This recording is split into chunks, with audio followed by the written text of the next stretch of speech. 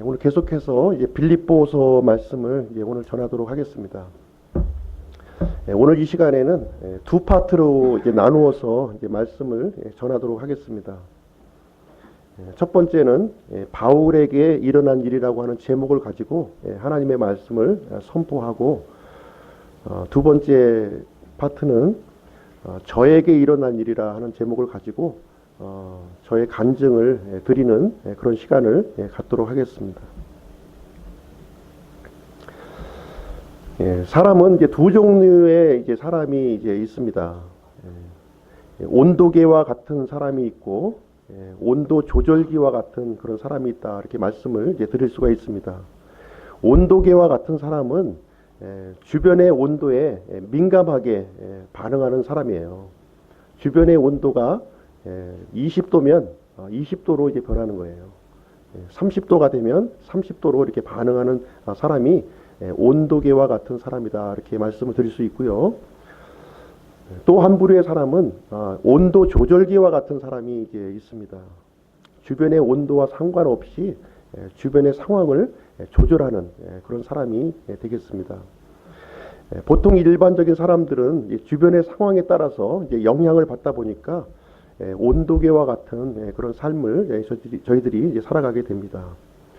그렇지만 우리 구원받은 그리스도인은 주변의 상황에 이렇게 영향을 받는 사람이 아니라 영향을 주는 사람이다, 이렇게 성경에서는 우리에게 말씀하고 있습니다. 사도 바울을 포함해서 초기의 성도들은 세상에 영향을 이렇게 끼친 그런 사람들이었습니다. 영향을 끼친 정도가 아니라 당시의 그 세상을 뒤집어 놓은 그런 사람들이었어요. 특별히 예수 그리스도의 복음으로 이렇게 영향을 주었던 그런 사람들입니다. 바울이 이제 이방인들에게 이제 아시아 지역과 이 마케도니아 지역에 이제 복음을 전하면서 많은 일을 이제 이렇게 겪었습니다. 많은 사람들이 예수 그리스도 안으로 이렇게 회개하고 돌아오는 일이 이제 발생했고요. 거기와 이제 더불어서 동족인 유대인들로부터 이렇게 핍박을 받는 그러한 일이 이제 또 발생이 되었습니다. 배척을 당하고 또 고문을 받고 또 지금 로마의 감옥에 갇혀져 있는 이런 암울한 상황에 지금 놓여져 있습니다. 이런 일을 이제 당하게 되면 이제 보통 사람 같으면 좌절하고 이제 낙심을 이제 하게 되는 것이죠. 이 바울은 이런 이 암울한 상황, 힘든 상황에서 어떻게 반응했는가 하는 그 부분을 오늘 본문의 말씀을 가지고 함께 살펴보도록 이렇게 하겠습니다. 바울은 첫 번째로 감옥에 갇혀 있음에도 불구하고 적극적으로 이 복음을 전하는 기회로 삼았다, 이렇게 말씀하고 있습니다. 두 번째는 바울이 이제 감옥에 갇혀 있어서 복음이 이렇게 중단된 것이 아니라 주 안에 있는 많은 형제들이 이렇게 세워졌다고 이렇게 기록을 하고 있습니다. 그리고 세 번째는 예수 그리스도의 이름이 더 적극적으로 이렇게 선포되었다고 오늘 말씀은 기록하고 있습니다. 첫 번째로 이제 바울이 이제 옥에 갇힘으로 인해서 복음을 전하는 그런 계기가 되었습니다. 기회가 되었습니다. 12절 말씀 한번 보시겠습니다. 12절. 그러나 형제들아, 내게 일어난 일들이 도리어 복음을 진전시키는 기회가 된 줄을 너희가 알기를 내가 원하노라. 바울이 감옥에 갇히게 되니까 주변에 있는 사람들이 많이 걱정을 했어요. 빌립보 성도들도 걱정하고 주변에 있는 사람들이 걱정했습니다. 어떻게 하면 좋은가. 그런데 이 감옥에 갇힌 이 바울이 오히려 감옥 밖에 있는 사람들을 위로하는 모습을 지금 이제 살펴볼 수가 있습니다.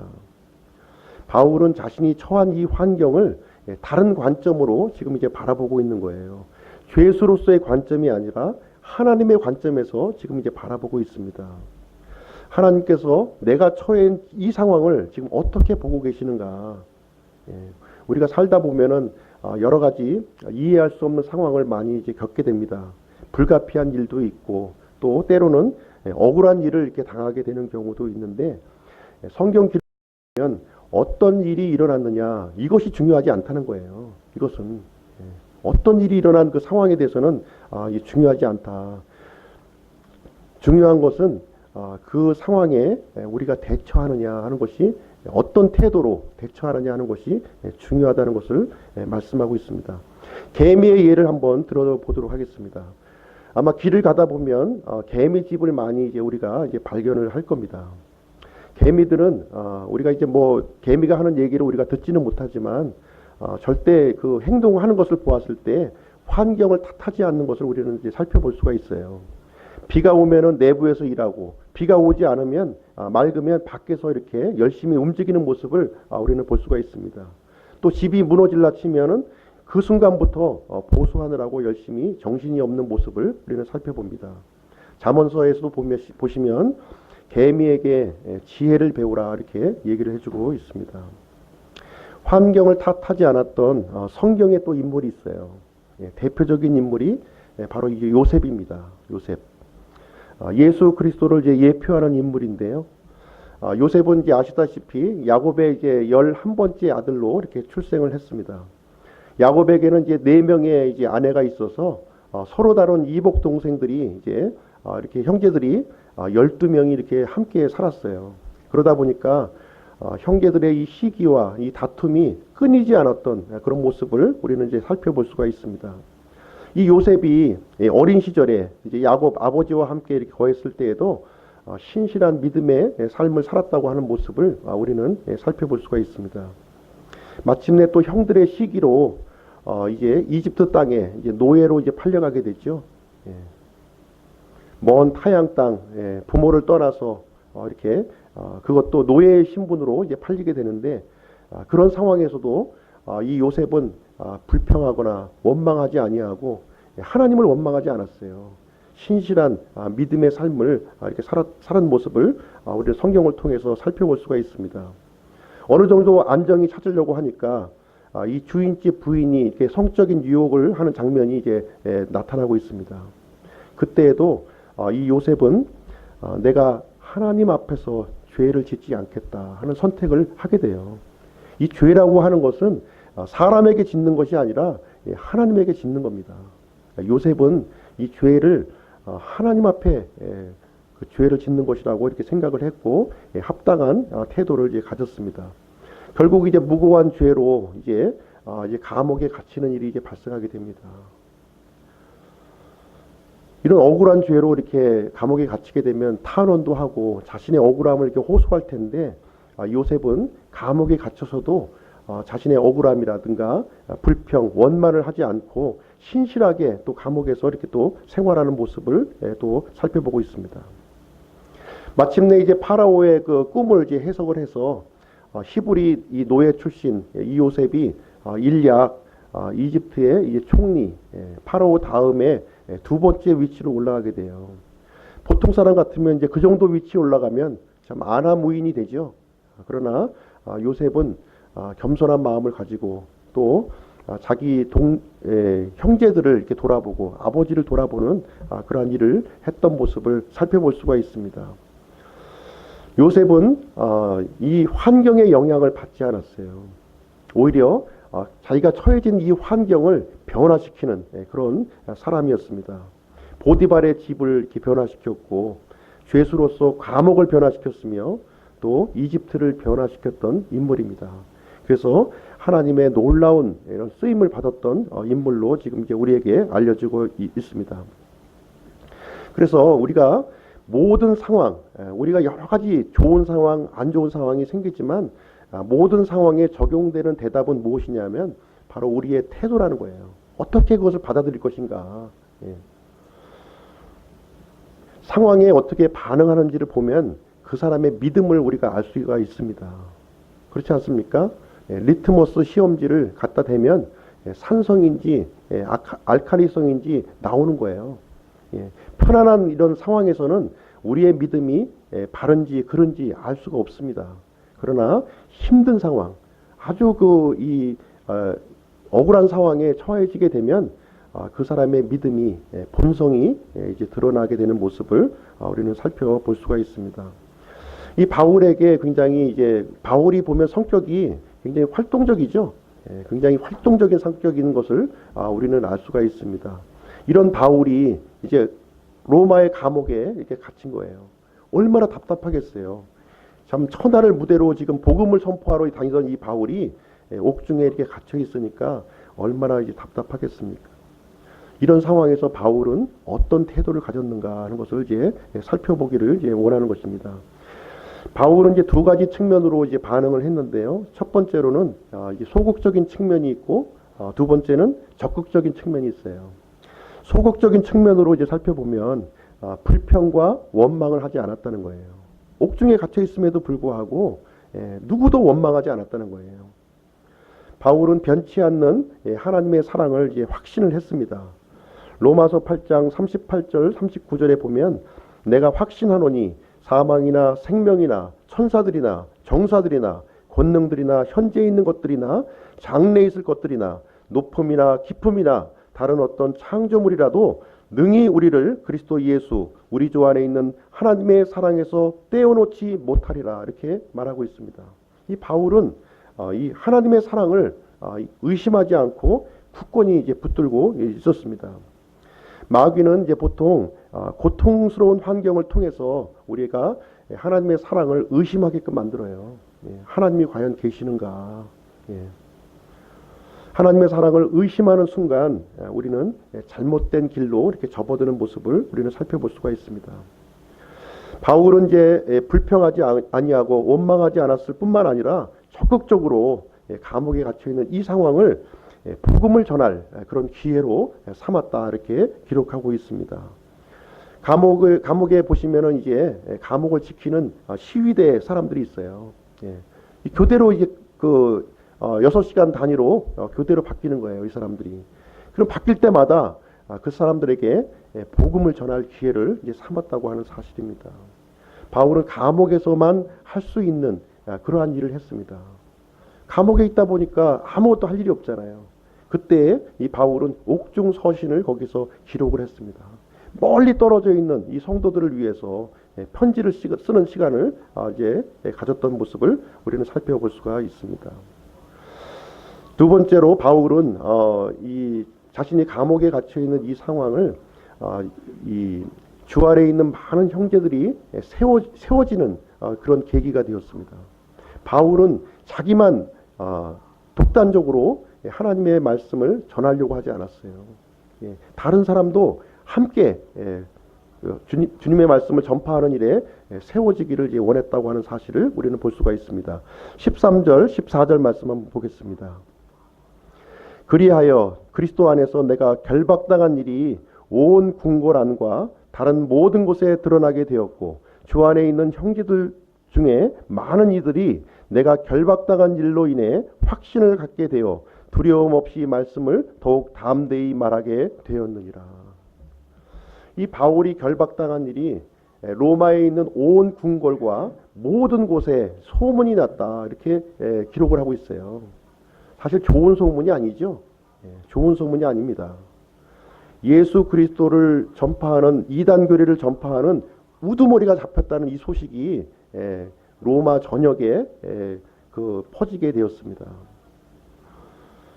바울에게 대해서 관심을 갖지 않았던 사람들도 관심을 갖게 되었어요. 전혀 바울이라는 사람을 몰랐던 사람도 이런 일로 인해서 관심을 이제 갖게 되었습니다. 요즘 말로 얘기하면 언론의 이슈가 된 거예요. 이 바울이라고 하는 사람이 언론의 이제 이슈가 되었다. 지금까지 바울이 이제 했던 일들은 로마 변방에서 이루어졌던 일이에요. 작은 일들입니다. 그런데 지금 이 바울의 사건이 로마의 중심부에 이렇게 들어와서 거기서부터 확산이 돼가기 시작을 한 거예요. 이 바울이라는 사람이 지은 죄를 탐문하다 보니까 바울이 전한 복음을 또 접하게 되는 일이 이제 발생이 된 겁니다. 복음이 무엇입니까? 복음이 어떤 능력이 있나요?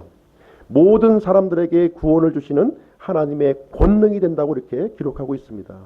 그 권능이 로마의 그 수도 거기서부터 이렇게 확산되어 가는 모습이 지금 우리 앞에 이제 나타난 것입니다. 이 중심부로부터 이렇게 이제 퍼져나가고 있는 상황이에요. 바울이 감옥에 갇혔다고 하는 이 소식이 또 다른 형제들, 믿는 형제들에게 또 전해졌어요. 그래서 이 바울을 대신해서 우리가 예수 그리스도의 복음을 전파해야겠다 하는 사람들이, 수많은 사람들이 일어났다고 여기에 기록을 하고 있습니다. 바울 한 사람을 이렇게 가두니까 수많은 바울이 등장을 해가지고 하나님의 이 복음이 더 이렇게 활발하게 전파되는 모습을 우리는 보는 것입니다. 세 번째로 예수 그리스도의 이름이 이렇게 선포가 되었어요. 예수 그리스도 이름. 바울에게 집중이 되면서 바울이 전했던 예수 그리스도의 이름이 선포가 되는 그런 계기가 되었다, 이렇게 기록하고 있습니다. 15절로 17절 말씀을 한번 보시겠습니다. 15절로 17절. 참으로 어떤 이들은 심지어 시기와 다툼으로 그리스도를 선포하고 또한 어떤 이들은 선한 뜻으로 하나니 저들은 내가 결박당한 일에 고통을 더할 줄로 생각하여 성실하지 않게 다툼으로 그리스도를 선포하나 이들은 내가 복음을 변호하기 위해 세워진 줄을 알고 사랑으로 하느니라. 어떤 사람은 이 선한 뜻으로 그리스도를 선포하는 사람들이 있었고, 어떤 사람은 악한 뜻으로 그리스도를 선포했다, 이렇게 말하고 있습니다. 선한 뜻이라고 하는 것은 있는 그대로 예수 그리스도의 복음을 변호하는 일이었을 거예요. 반면에 악한 뜻으로 이제 전파를 했다고 하는 것은 무슨 얘기냐면 좋지 않은 방법으로 이 그리스도를 선포한 겁니다. 바울이 이제 옥에 갇혔으니까 이 바울의 형량을 좀 더 높여야 되겠다. 바울을 싫어하는 사람들, 바울을 배척하는 사람들은 이 바울의 형량을 높이기 위해서 억지로 이제 이 안 좋은 방법으로 예수 그리스도를 이제 전파하는 일이 있었다는 거예요. 시기와 다툼으로 이제 그리스도를 전파했다, 이렇게 기록을 하고 있는데요. 이 시기라고 하는 말은 악한 뜻을 가지고 있는 겁니다.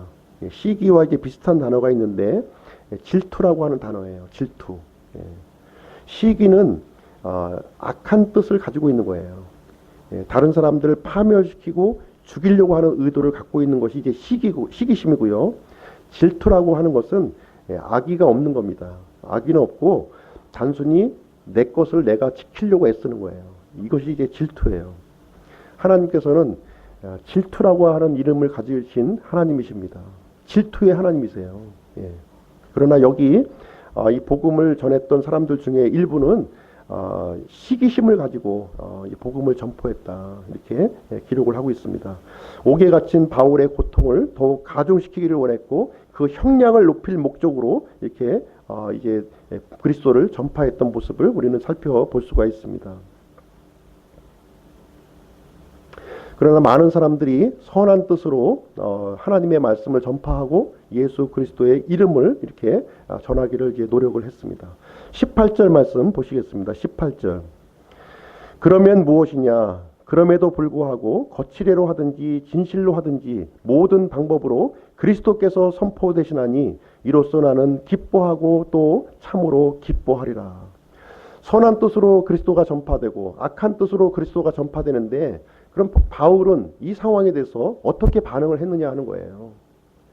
바울은 오히려 기뻐했다, 이렇게 기록하고 있습니다. 기뻐했다.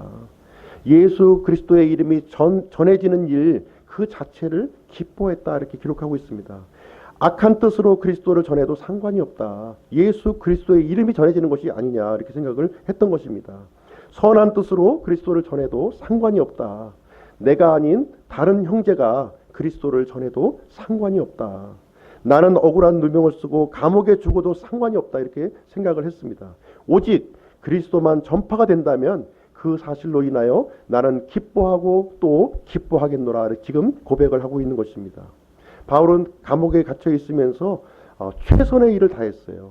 결코 자신의 처한 이 환경을 탓하지 아니하고 자기가 해야 할 바 그 일을 열심히 성실하게 했다고 하는 사실을 알려주고 있습니다. 감옥에 갇혀 있음에도 불구하고 사람들을 격려했어요. 찾아오는 사람들을 오히려 격려하고 또 멀리 떨어져 있는 이 성도들을 편지를 기록을 해서 지금 옥중서신을 기록을 해서 형제들 성도들을 격려했던 모습을 우리는 살펴볼 수가 있습니다. 우리 기쁨 침례교회도 이 바울과 같이 이 주어진 상황에서 최선을 다하고 그리스도를 전파하는 일에 쓰여지기를 간절히 원합니다. 이 한 주간 승리하는 삶이 되기를 원하고 온도 조절기와 같은 삶이 되기를 간절히 원합니다. 이번에는 이제 제게 일어났던 일, 저희 이제 신앙의 여정에 대해서 잠깐 이제 말씀을 드리도록 하겠습니다. 저는 이제 뭐 내세울 것이 이제 전혀 없는 그런 사람이고요. 하나님께서 저의 그 짧은 이 삶을 어떻게 인도해 주셨는지 진솔하게 이제 말씀을 드리고자 합니다. 저는 1960년 2월에 이제 출생을 했고요. 기독교하고는 전혀 이제 관계가 없는 그런 집안에서 출생을 했습니다. 7살에 이제 초등학교 이제 입학을 해서 큰 어려움 없이 대학교 4학년까지 이렇게 졸업을 했습니다. 재수도 안 하고 이렇게 졸업하다 보니까 굉장히 빨리 이제 졸업을 했습니다. 제가 예수님을 이제 처음 만난 것은 이제 대학교 1학년 때 처음 만났습니다. 학교 선배의 전도를 통해서 이제 믿음 생활이 이제 시작이 됐는데요. 한사랑 선교회라고 하는 대학생 선교 단체가 있는데 거기에 이제 출석을 제가 하게 되었습니다. 지금까지 약 40년 가까운 이제 믿음 생활을 좀 하게 되었는데 저는 이제 좀 고집이 좀 셉니다. 고집이 좀 세고 고든 나무와 같이 좀 부러지는 그런 사람이에요. 부러지면 부러졌지 이제 휘어지는 사람은 아니었는데 어떻게 해서 현재와 같이 이렇게 저와 같은 사람으로 바꿔주셨는가 하는 것을 이제 한번 말씀드리도록 하겠습니다. 저는 그때 이제 그 복음 선교 단체를 통해서 예수님이 이제 하나님이시고 십자가에서 피 흘려 이제 죽으심으로 말미암아 저의 죄가 이제 제거되었다고 하는 사실을 이제 믿게 되었고 예수 그리스도가 저의 하나님이요 저의 구원자라고 하는 사실을 이제 고백하게 되었습니다. 그때부터 이제 믿음 생활이 이제 시작이 이제 되었습니다. 한사랑 선교회를 통해서 이제 복음과 성경에 대한 기본적인 가르침을 제가 받게 되었고 이때 이제 제가 처음으로 하나님 앞에 헌신해야 되겠다 그런 생각을 젊은 시절에 제가 이제 갖게 됐습니다. 대학교 3학년 때 이제 서클 기독학생연합회 이제 회장이 되었고 당시 이제 부회장이었던 지금의 이제 아내를 이제 만나게 되었습니다. 1980년에 이제 봄이었는데요. 당시 이제 대학 캠퍼스는 연일 이어지는 이제 데모로 바람 잘 날이 없었던 그런 시기였습니다. 대학교 4학년 때 이제 선교 단체를 제가 이제 떠나게 되고 지역 교회로 이제 옮기게 됩니다. 복음적인 교회를 이렇게 찾게 되었는데 대학 근처에 있는 성서 침례교회에 제가 출석을 하게 되었습니다. 그래서 거기에서 이제 중고등부 이제 교사로 이렇게 섬기다가 대학 졸업 후에 이제 군대를 제가 입대를 하게 되었습니다. 학사장교로 제가 입대를 이제 하게 되었고요. 제가 이제 선교사로 파송한다는 그런 생각을 가지고 군에 입대를 했습니다. 물론 의무 복무 기간을 하는 거였지만 제가 이제 선교사의 자격으로 제가 이 군대를 좀 뒤집어 놓겠다는 마음을 가지고 입대를 이제 하게 되었어요. 약 7개월 정도 훈련 기간을 거쳐서 이제 자대 배치를 제가 받게 되었습니다. 배치받은 곳은 대한민국에서 군기가 세기로 가장 유명한 전차부대였습니다. 이제 가자마자 제가 어려움을 이제 겪게 되었는데요. 신임 장교 환영 회식 자리를 이제 열렸습니다. 대대장 이하 이제 그 대대 간부들이 다 이제 모여 있던 자리였는데 제가 이제 술을 안 먹겠다고 하면서 대대장 앞에서 술잔을 거꾸로 엎었습니다. 당시 대대장은 육사 출신이었고 독실한 불교 신자였음을 이제 나중에 이제 알게 되었는데요. 부대에 이제 배치되자마자 최상급자인 대대장에게 찍히는 일이 이제 발생이 되었습니다. 평탄치 않은 이제 군대 생활이 이제 예고되는 그런 순간이었는데요. 아마 다들 아시겠지만 군대에서 인정받으려면 3가지가 필요해요. 3가지. 술, 노래, 운동. 요 3가지만 잘하면 군대에서 인정받는 간부가 됩니다. 그런데 저는 이 3가지를 다 못했어요. 그러니까 아마 굉장히 어려웠을 것은 아마 눈에 안 보셨어도 아마 잘 아셨을 겁니다. 그나마 이제 잘하는 것이 하나 있었는데 정신교육 하는 거였습니다. 정신교육. 결국 저는 이제 소대장 보직 1년을 못 채우고 다른 부대로 이제 전출을 이제 가게 됩니다. 아마도 제가 전출 1순위에 아마 올라 있었던 곳으로 이제 생각이 이제 됩니다. 전출간 부대가 이제 사단 신병교육대 신병교육훈련소로 저희가 이제 가게 됩니다. 거기에서 저는 구대장, 교관, 교육 장교의 보직을 이렇게 거치게 되고요. 아침 8시에 교육 시작해서 이제 5시에 이제 끝나는 공무원 같은 그런 생활을 이제 하게 되었습니다. 보통 이제 군대에서 찍히면 좋은 데로 간다 이런 얘기가 좀 많이 있는데요. 따라하시면 안 됩니다. 이거는 예전에 있던 부대 환경과 이제 전혀 다른 아주 편안한 군대 생활을 이제 하게 되었어요. 시간적 여유도 이제 많이 생기다 보니까 제대하기 1년을 남겨놓고서 군대에서 지금 결혼을 하게 됩니다. 제가 당시 이제 중위 봉급이 한 15만 원 정도 이렇게 했었는데 그 봉급으로 지금 생활하는데 큰 어려움은 이제 없었습니다. 군대 생활 중에 이제 첫째 아이가 이제 출생을 하게 되었고요. 이제 의무 복무 연한을 이제 마치게 되는데 저는 이제 빠른 시간에 인생의 큰 숙제들을 이렇게 마치게 되었습니다. 예. 대학교를 마쳤고 국방의 의무를 이제 마치게 되었고 결혼까지 해서 이제 아이까지 있는 지금 제대할 당시 제가 26살의 나이였는데 그 일을 다 진행이 됐었습니다. 그리고 이제 제대를 하면서 이제 사회라고 하는 그 이제 곳에 들어가게 되었는데 그때부터 또 큰 벽에 또 부딪히게 됩니다. 경제적인 문제를 이제 부딪히게 되는데요. 이제 장교로 이렇게 나왔다 보니까 바로 취직이 될 줄 알았는데 취직이 안 되는 거예요. 굉장히 아마 1985년 당시 이제 취직이 안 되는 그런 시점이었는데 들어가고 싶은 그런 직장들은 번번이 이제 낙방을 하게 되었습니다. 처자식이 있는 상황에서 이제 마음이 굉장히 조급해지고 이제 먹여 살릴 걱정이 이제 많이 이제 생겼습니다. 또 이제 자신이 있던 마음도 이렇게 떨어지게 되고 그러다 보니까 일단 아무 데든지 좀 들어가야 되겠다. 일단 먼저 먹고 살아야 되지 않겠는가 하는 마음이 이제 들었고 그러다 보니까 직장을 이제 이 직장 저 직장 막 연연을 하게 되었습니다. 조금 배짱이 안 맞으면 뛰쳐나오고 또 새로운 일을 또 찾게 되고 그러다 보니까 이 악순환이 이제 반복이 되었고 경제적인 안정이 되지 않았습니다. 믿음 생활도 이제 썬데이 크리스찬으로 이제 변모가 되었어요. 예전에는 군대에 내가 선교사로 내가 파송한다는 마음을 가지고 이렇게 그런 꿈을 가지고 들어갔는데 지금 현재의 상황은 썬데이 크리스찬 변모를 해버리고 말았습니다.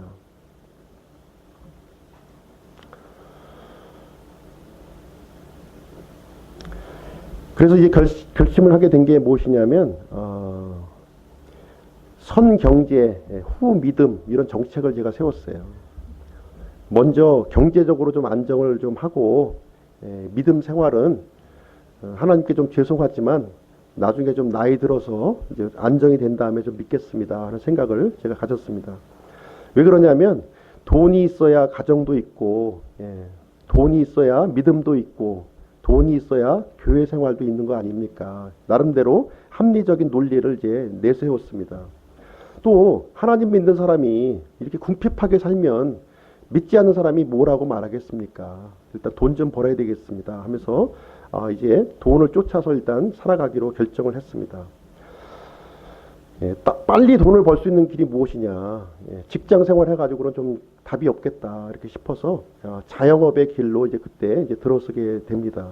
젊음이 무기인데 한번 몸으로 열심히 한번 해보자 이렇게 일을 악물었어요. 처음에는 이제 같은 연배의 그 친구들보다 좀 앞서는 듯 했습니다. 무언가 좀 이루어지는 것처럼 이렇게 됐어요.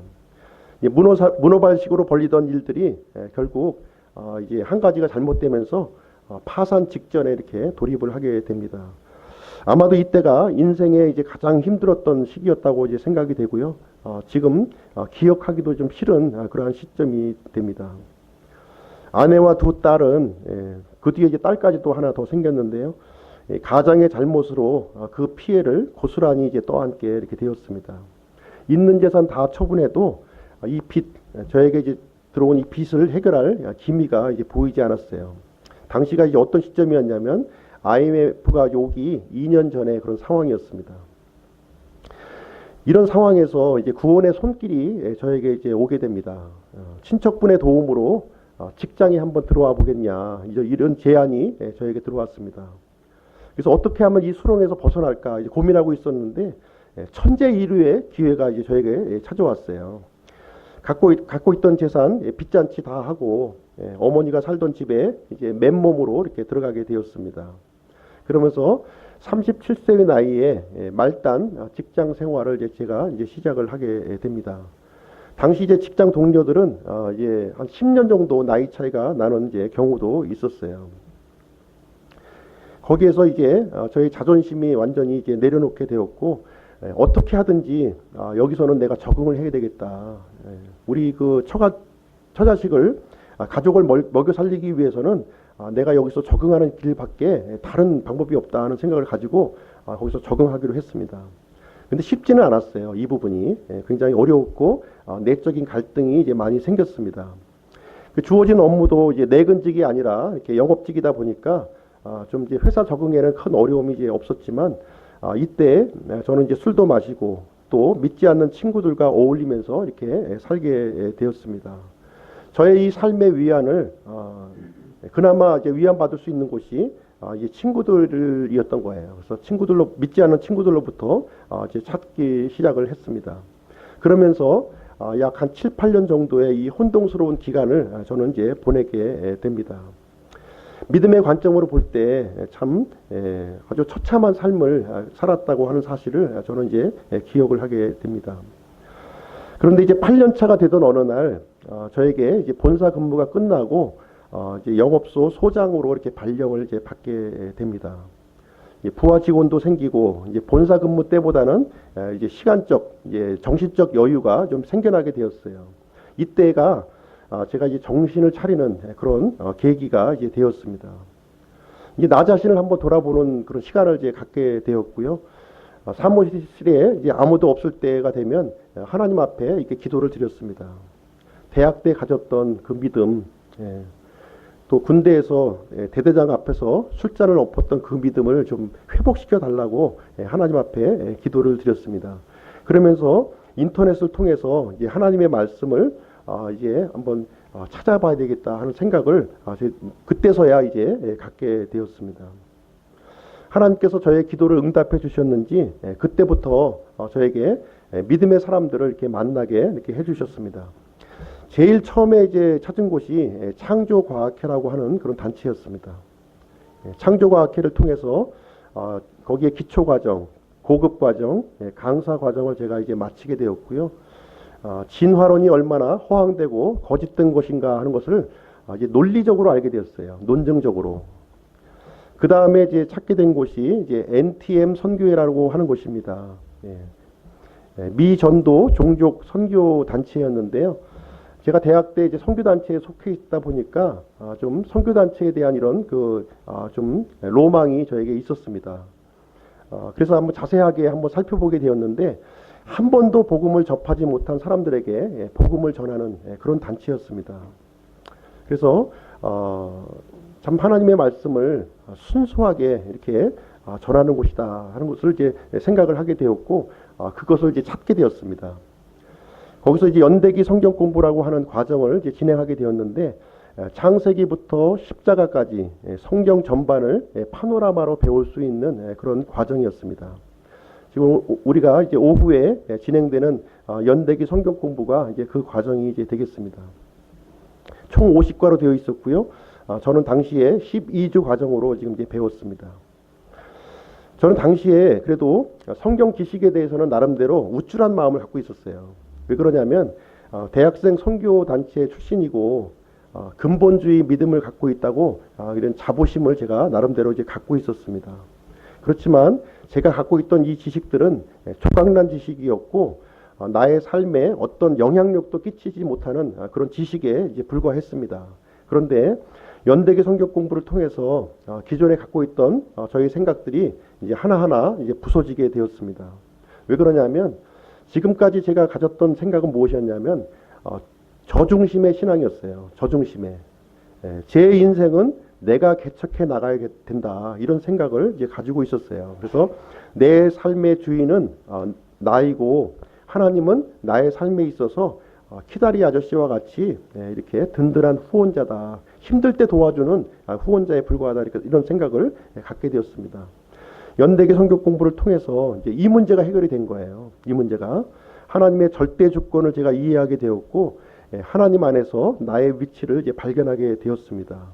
그동안에는 이제 하나님을 나에게 맞추려고 굉장히 애를 많이 썼어요. 그러다 보니까 나의 삶이 완전히 망가져 있는 그런 모습을 이제 발견하게 된 것입니다. 저는 이제 고집이 굉장히 세다 보니까 내 힘으로 살아보겠다는 생각을 이제 갖고 이제 있었습니다. 근데 내 힘으로 살려고 하면 살려고 할수록 점점 더 나의 삶은 수렁으로 빠져 들어가는 모습을 이제 발견하게 된 겁니다. 이제는 내 힘으로는 불가능하다. 이 사실을 이제 발견하게 되었습니다. 그리고 하나님께서는 저의 이 추악한 모습, 지식적으로만 추구하는 삶이 뒷받침되지 않는 이중적인 저의 추한 모습을 보여주시게 되었습니다. 그래서 이제부터는 전능하신 하나님께 나 자신을 이제 맞춰야 되겠다. 그런 생각을 이제 하게 되었습니다. 그래서 하나님께서는 나를 사랑하셨고 또 그 아들 예수 그리스도를 보내주셨으며 영원한 계획, 완벽한 계획을 세워놓고서 계신다고 하는 사실을 이제 알게 되었습니다. 그래서 하나님께서 그려놓으신 큰 그림 속에서 이렇게 나를 이끌어 가고 계시다고 하는 그 사실을 제가 발견하게 되었습니다. 그래서 이제 하나님 앞에 나의 모습을 이렇게 발견하게 되니까 내가 제일 먼저 해야 될 일은 무엇인가 하는 것을 한번 생각을 해보게 되었습니다. 그때 제일 처음에 제 마음속에 들어온 것은 무엇이었냐면 저희 가족의 모습이었어요. 이 가족의 모습을 저에게 보여주셨습니다. 저의 상황도 엉망이었지만 저의 가족들도 지금 하나님 앞에서 엉망진창으로 지금 빠져있는 그러한 모습을 저에게 보여주셨어요. 그래서 제일 처음에 제가 해야 될 일은 무엇이냐, 뭐 세계 선교를 하고 사회를 변화시키는 것이 아니라 내가 내 가정 안에서 영적 제사장의 직무를 수행하는 것이 가장 중요한 일이구나 하는 생각을 제가 하게 되었습니다. 그래서 제가 제일 처음에 하게 된 것이 가정 예배를 이제 시작하기로 이렇게 결정을 했습니다. 이 모습이 가족에게는 처음에 굉장히 생소하고 이제 의아하게 이렇게 보였을 것으로 생각이 됩니다. 시간이 점점 흘러가면서 이제 저의 진심이 이제 통하기 시작을 했고요. 이 가족들은 아버지가 달라졌구나 하는 사실을 이제 그 사실이 이제 전달되기 시작을 했습니다. 당시에 어머니는 이제 교회에 아직 안 나가고 계셨고요. 아내와 저는 형식적으로 이제 주일이면 이제 예배를 가는 상황이었고, 아이들은 부모를 따라서 오는 것이 아니라 친구 따라서 동네 교회를 이제 가는 그런 상황이었습니다. 이제 가정 예배를 이렇게 진행하면서 저희 가족들의 믿음이 이제 회복하게 되었고요. 온 가족이 용인에 있는 같은 교회로 이렇게 출석을 하는 일이 발생하게 되었습니다. 그러고 나서 이제 한참 지나서 이제 만난 곳이 이제 또 어디냐면 사랑 침례 교회를 제가 만나게 되었어요. 저는 처음에 이제 킹제임스 성경에 대해서는 이렇게 호의적이지는 않았습니다.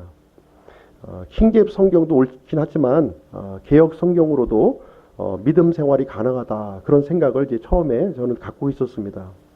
그러나 이제 정동수 목사님의 설교를 통해서 제가 이제 감동을 많이 받았어요. 제가 예전에 가지고 있었던 그 교회에 대한 성경적인 교회에 대한 그 이 꿈을 실현해 나가시는 분이라고 하는 사실을 제가 알게 되었습니다. 성경대로 실천하려는 인간적 고뇌에 진실되게 신약 교회를 하려는 모습을 제가 이제 발견하게 되었습니다. 그래서 내가 무엇인가 하려고 하는 것보다는 저런 목사님과 함께하는 것이 하나님을 기쁘시게 하는 일이다. 그런 생각을 제가 갖게 되었습니다. 그런데 아직 가족들이 이 상황을 이제 받아들일 단계가 아니었던 거예요. 저는 이제 그 결정을 했지만, 그래서 이제 용인에서 인천까지 이렇게 가는 것은 쉬운 일이 아니었습니다. 그래서 약 1년간의 준비 기간을 갖게 되었고, 가정 예배 중에 이제 교회를 좀 옮겨야 되겠다. 성경적인 교회로 옮겨야 되겠다 하는 것을 이제 의견을 피력하게 되었습니다. 뜻밖에도 이제 온 가족이 이제 흔쾌히 이렇게 동의를 하게 되었고요. 어머니는 연로하심으로 이제 한 달에 한 번 가시는 조건으로 교회를 옮기 이렇게 결정을 이제 하게 되었습니다. 그래서 저희는 이제 송내에 있는 사랑 침례교회에서 이제 믿음 생활이 이제 제가 이제 시작이 그때부터 되었습니다. 거리가 제법 멀기는 했지만 교회를 오고 가는 길이 너무나도 이제 행복했고요. 더군다나 진리의 말씀을 전하는 일에 이제 함께한다는 생각에 자부심을 갖게 되었습니다. 그래서 저는 사랑침례교회에서 신학원 과정 2년간에 걸쳐서 이렇게 마치게 되었고, 또 킹제임스 성경에 대한 확신을 그때 이제 갖게 되었습니다. 그리고 설교를 통해서 성경 전체를 이렇게 보는 이 조각조각난 지식이 아니라 전체를 보는 안목을 제가 키우게 되었습니다. 그리고 하나님께서 원하시는 신약 교회에 대한 분명한 이해를 이제 그때 이제 갖게 되었습니다.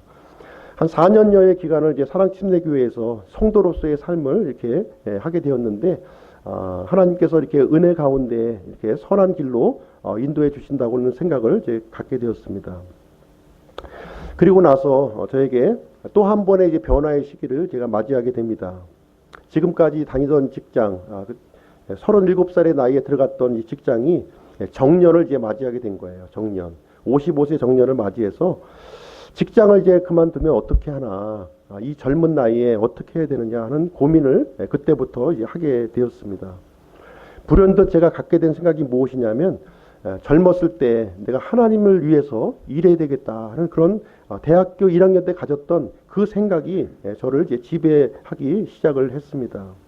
하나님께서 지금까지 저의 삶을 은혜 가운데 저의 인생을 지금까지 이끌어 주셨는데, 이제 정년 이후의 이 삶은 하나님을 위해서 살아야 되지 않겠는가 하는 생각을 이제 그런 소망을 제가 갖게 되었습니다.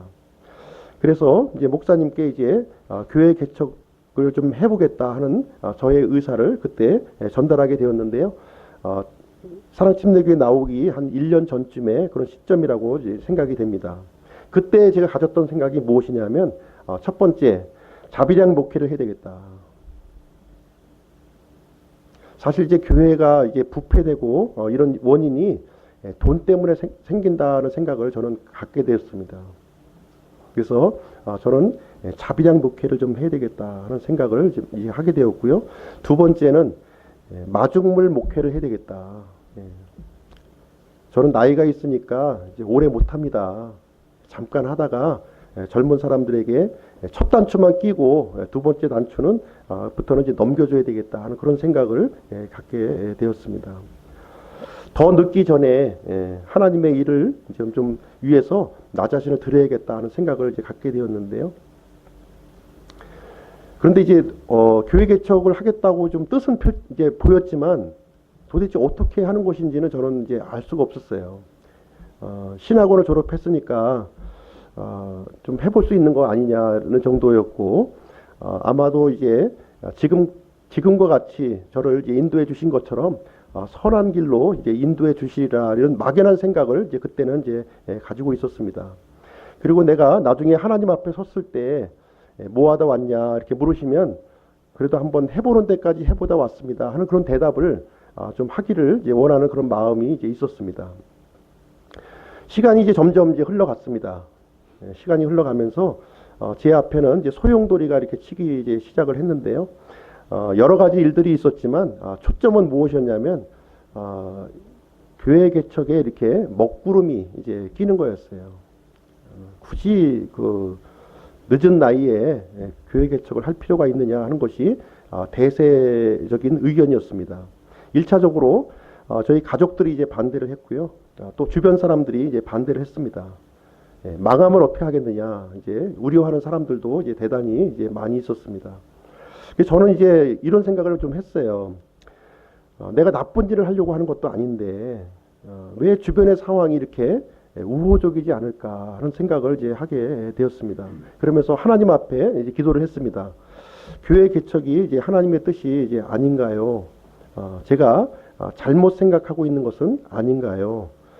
인생의 마지막 시기에 이제 하나님의 일을 한다고 하는 것이 사람들에게 상처를 주는 일인가요? 하는 이런 이제 하나님 앞에 이제 기도를 하게 되었습니다.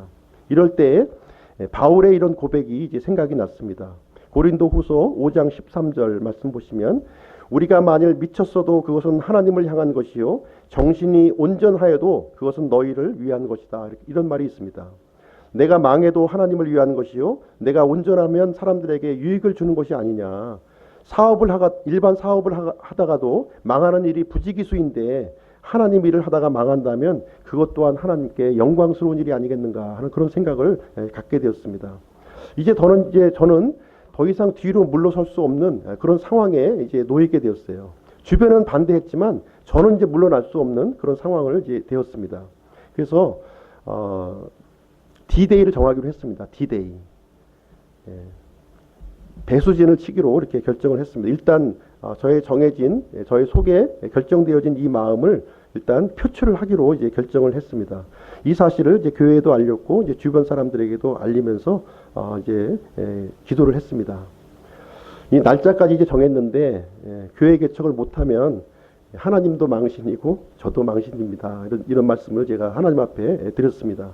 그래서 모든 사람들이 반대하더라도 노아와 같이 저의 가족만이라도 이끌고 제가 이 가족교회를 하겠습니다. 이런 뜻을 하나님 앞에 이제 비췄습니다. 원래는 이제 작년 10월 달경에 제가 이제 개척을 계획을 했었는데 금년 3월로 이렇게 정했습니다. 그 시점이 제가 이제 생계를 위해서 이제 프랜차이즈 창업을 한 시점이었고 둘째 딸 혼사가 이제 연말에 이렇게 잡혀 있다 보니까 이제 3월로 이렇게 정했고 그때가 아니면 저는 이제 모든 것을 끝내겠습니다 하는 마음을 이제 제가 그때 갖게 되었습니다. 그러면서 이제 금년 1월부터 이제 장소를 구하기 시작을 했어요. 장소 구하는 일이 또 굉장히 쉽지가 않았는데 그때까지 의논할 사람이 이제 단 한 사람도 없는 거예요. 저 혼자만 꿍꿍꿍꿍 앓면서 가족은 반대하고 저 혼자만 이제 외로운 싸움을 하면서 이제 일단 날짜는 정해놨으니까 이제 시도는 이제 일단 하나님 앞에 시도는 해보겠다고 제가 이제 말씀을 드렸으니까 시도까지는 해보겠습니다 하고서 이제 장소를 이제 구한 게 바로 이제 현재 지금 이제 이 장소를 이제 구하게 되었습니다. 이제 장소가 이제 선정이 되고 저는 이제 저도 이제 뒤로 물러날 자리를 없게 하기 위해서 이 장소가 계약 체결되었다고 하는 사실을 또 이제 교회에 이제 알려드렸습니다. 이제 더 이상 돌이킬 수 없는 상황이에요. 이제 보증금도 걸었고 이제 돌이킬 수 없는 상황이 됐습니다. 장소가 결정이 되면서 이제 함께 하시겠다는 분들이 이제 나타났어요. 그때부터 2월 10일 날 차대식 형제님 부부가 이제 연락이 와서 이제 함께 하시겠다 이런 연락이 왔습니다. 그래서 이제 D-Day에 한 달 남은 시점이에요. 딱 한 달 전의 상황인데 그래서 함께 교회 인테리어 공사가 한 달 만에 속전속결로 이렇게 진행이 되었습니다. 뒤를 이어서 박성재 형제님 부부가 또 함께 하셨고 김극 형제님 가정이 이제 함께 하겠다는 의사를 저희에게 표명해 오셨습니다. 그리고 수원 지역에서는 개척하기를 이제 고대하셨던 분들이 있어요. 또 우리 심재범 형제님, 또 이은복 형제님이 이렇게 또 이제 함께 하시겠다고 의사를 또 연락 오셨습니다. 그렇게 해서 3월 13일에 이제 첫 모임을 이제 갖게 되었습니다. 사실 뭐 아무런 준비도 없어요. 제가 뭐 준비된 것도 없이 그냥 요르단강을 그 물에 발을 내딛는 마음으로 그냥 이제 내딛었던 첫 발이 3월 13일 날 첫 모임이 되겠습니다. 첫 모임을 이제 하게 되니까 이제 이어서 우리 주미영 자매님 가족, 또 평택에서 오시는 우리 김영선 자매님 가족, 그리고 김영옥 형제님 가족 이렇게 함께 또 이제 해주셨습니다. 최근에 이제 임수연 자매님, 또 한돈우 형제님 가족, 또 최은정 자매님, 또 오민숙 자매님 이런 분들이 또 이렇게 함께 해주셨습니다. 그리고 이제 빼놓을 수 없는 사람이 우리 반주자 이제 희경 자매로 우리가 빼놓을 수가 없는 일인데요. 첫 예배 때 반주자가 없는 거예요. 반주자. 그래서 이 축하차 방문하신 그분이 이제 반주를 또 해주셨습니다. 근데 이제 두 번째 주부터는 이제 무반주로 이제 예배를 드려야 되는 그런 상황이었는데 공교롭게도 함께 하신 분들이 다 한결같이 피아노를 못 치시는 분들만 모이셔가지고 반주자가 참 큰 문제가 이렇게 됐습니다. 그래서 다음 주부터는 어떻게 해야 되는가 이렇게 고민을 하고 있는데 마침 이 희경자매님이 이제 섭외가 된 겁니다. 주중에 섭외가 되어서 그 둘째 주부터 이제 예배에 반주자로 이제 투입이 되었고 지금까지 이제 수고를 좀 하고 계십니다.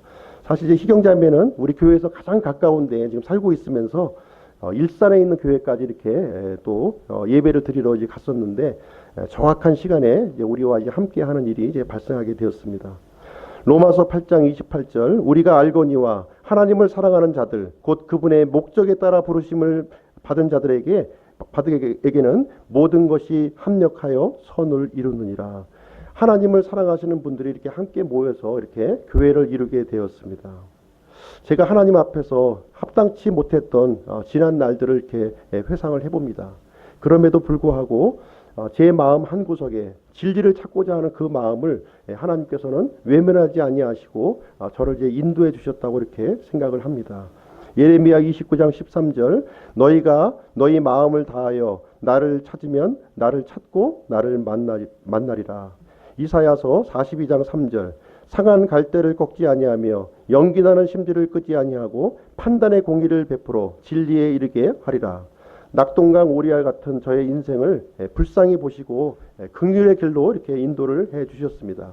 그래서 진리를 위해서라면 상한 갈대가 되기를 원하고 연기나는 심지가 되기를 원합니다. 지금까지 저의 하찮은 이제 교회 개척 저의 그 삶에 대해서 이제 말씀을 드렸고요. 좀 시간이 지났지만 왜 우리가 기쁨 침례 교회를 해야 되는가 이 부분에 대해서 잠깐 말씀을 드리고 마치도록 하겠습니다. 세 가지 이유를 저희가 이제 갖고 있는데요. 전국에 지금 5만여 개의 교회들이 있어요.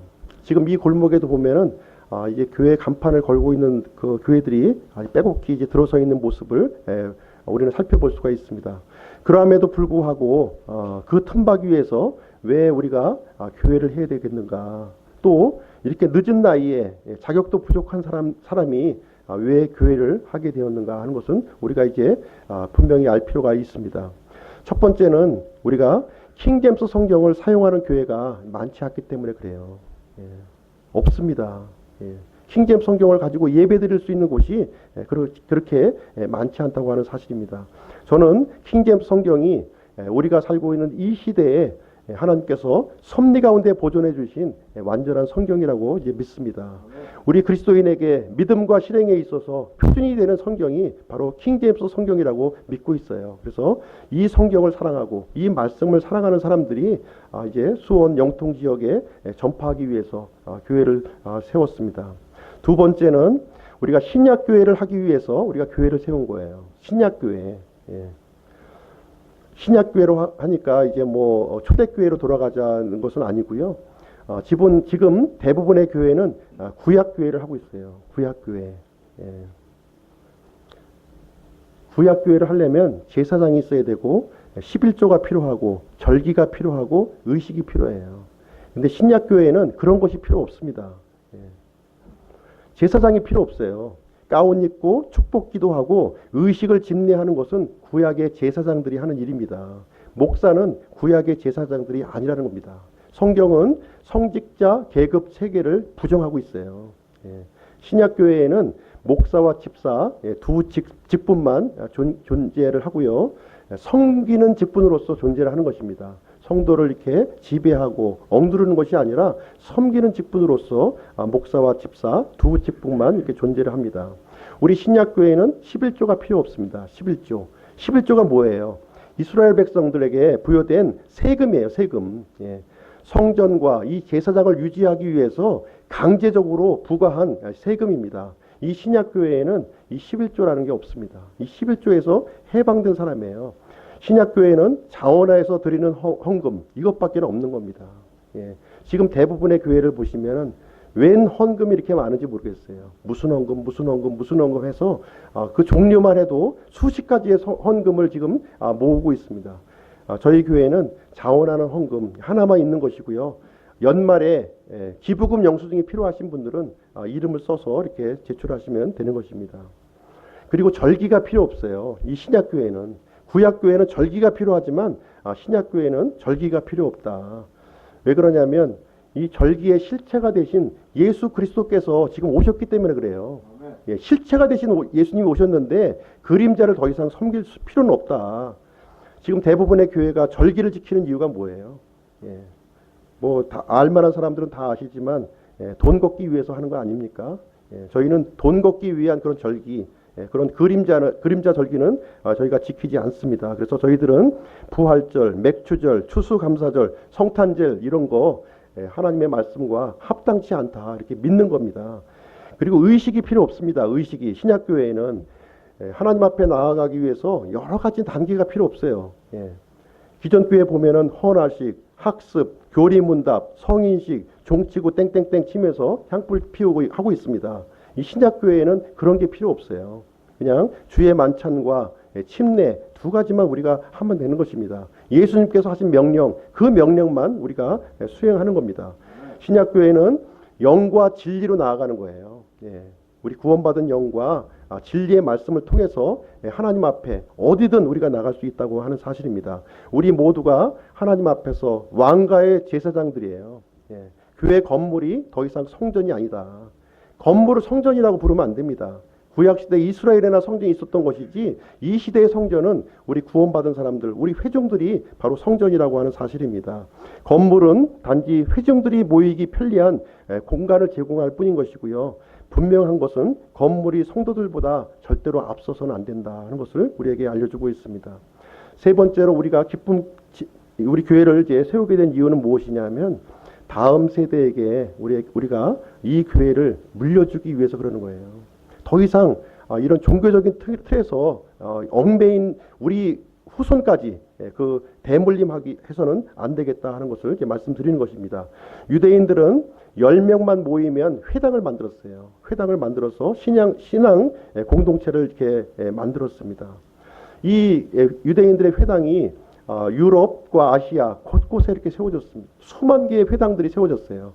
이것이 나중에 이 그리스도의 복음이 전파가 되는 그런 교두보가 되어서 전 세계에 복음이 전파되는 그런 촉진제가 되었다고 하는 사실을 알고 있습니다.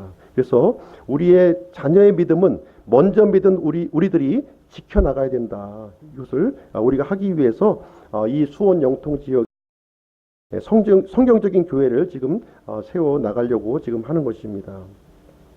그리고 여기에 모이신 모든 분들도 이런 가치에 동의를 하는 사람들이 함께 모였다고 이렇게 생각을 합니다. 그래서 상한 갈대와 같고 연기 나는 심지 같은 사람들이 곳곳에서 이렇게 일어나기를 원합니다. 믿음이 있노라 말하면서 더 이상 종교 생활에 안주하는 사람들이 이제 없기를 간절히 바랍니다. 그래서 우리는 여러 가지로 부족하고 이제 갖춰진 것은 없지만 하나님 앞에서 이 시대에 원하는 기쁨의 열매를 저희들이 이제 올려드리기를 간절히 원합니다. 그래서 공동의 가치를 가지고 우리가 모일 때마다 이 가치를 잊지 말고 이 가치를 위해서 이렇게 사명감을 갖고 이렇게 함께 모였으면 좋겠습니다. 그럼 제가 기도하고 마치도록 하겠습니다.